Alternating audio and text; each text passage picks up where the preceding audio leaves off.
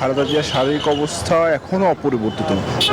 যেটি সংকটময় পরিস্থিতি ছিল সেটি কিন্তু এখনও রয়েছে। কিছুক্ষণ আগেই বিএনপির ভারপ্রাপ্ত চেয়ারম্যান তারেক রহমান তিনি একটি ফেসবুক স্ট্যাটাস দিয়েছেন। সেখানে তিনি যেটি বলেছেন যে খালেদা জিয়ার অবস্থা এখনও সংকটাপন্ন, তিনি সবার কাছে দোয়া চেয়েছেন এবং বিভিন্ন রাজনৈতিক দল থেকে শুরু করে প্রধান উপদেষ্টা যেভাবে তাদের পাশে এসে দাঁড়িয়েছেন জিয়া পরিবারের, সেজন্য তিনি ধন্যবাদ জানিয়েছেন। একই সঙ্গে তিনি দেশে ফেরা নিয়েও সেই পোস্টে তিনি উল্লেখ করেন। এর বাইরে আমরা এখন পর্যন্ত সকাল থেকে আমরা এখানে রয়েছি, কিন্তু এখনও কিন্তু দলের সিনিয়র নেতৃবৃন্দ বা ডাক্তারদের পক্ষ থেকে আমাদেরকে কোনো তথ্য দেওয়া হয়নি। সেই হিসেবে ধরে নেওয়া যায় রাত থেকে যে তথ্যটি আমরা পাচ্ছিলাম যে শারীরিক অবস্থা বেগম জিয়ার যে সংকটাপন্ন অবস্থা ছিল সেটি এখনও অপরিবর্তিত রয়েছে।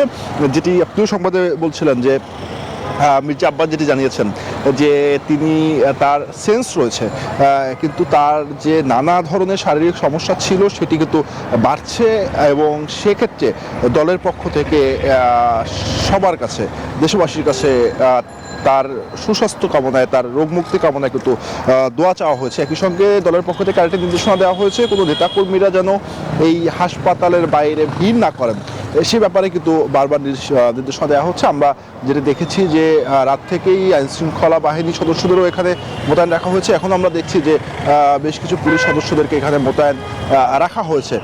এছাড়া যেটি এখন পর্যন্ত বলা যায় যে রাতের আপডেটটি এখন পর্যন্ত রয়েছে, যেহেতু আমরা এখন পর্যন্ত ভিতর থেকে কোনো তথ্য পাইনি বা দলের সিনিয়র নেতৃবৃন্দ বা ডাক্তারদের পক্ষ থেকেও এখনও তার সর্বশেষ অবস্থা সম্পর্কে আমাদের কিছু জানানো হয়নি।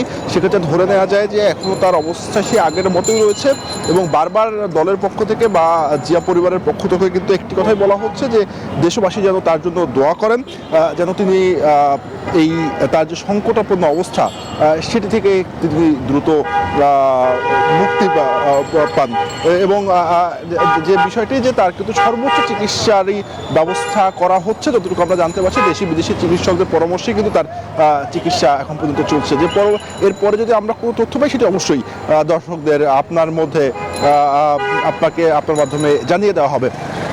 কলি, একটু যদি আমি এর খালেদা জিয়ার যে বর্তমান অবস্থা কিভাবে হলো সেটি যদি একটু ব্যাখ্যা করি, যে খালেদা জিয়াকে কিন্তু জানেন যে হাসিনা সরকারের আমলে তাকে একটি মামলায় জেলে নেওয়া হয়, এরপরে কিন্তু তার শারীরিক অবস্থা আস্তে আস্তে খারাপ হতে শুরু করে, তখন তার বিনা চিকিৎসায় আসলে তাকে মোটামুটি রাখা হয়।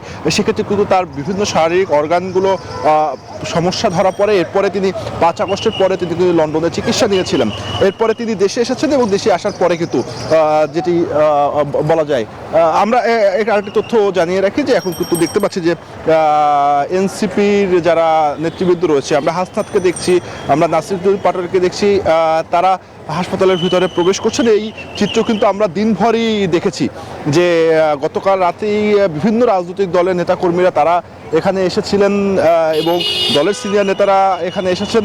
তো বলা যায় যে সবার মধ্যে উদ্বেগ উৎকণ্ঠা কাজ করছে বেগম জিয়ার শারীরিক অবস্থা নিয়ে, কারণ বেগম জিয়া বাংলাদেশে এখন এমন একজন রাজনৈতিক ব্যক্তি, তিনি আসলে সব দল মতের ঊর্ধ্বে এবং তাকে সবাই ঠিক সেভাবেই সম্মান করেন এবং সে কারণেই কিন্তু আমরা দেখেছি যে সব রাজনৈতিক দলের নেতৃবৃন্দই এখানে আসছেন, তার খোঁজ নিচ্ছেন এবং তার এই যে শারীরিক অবস্থা সেটি নিয়ে কিন্তু তারা উদ্বেগ জানাচ্ছেন।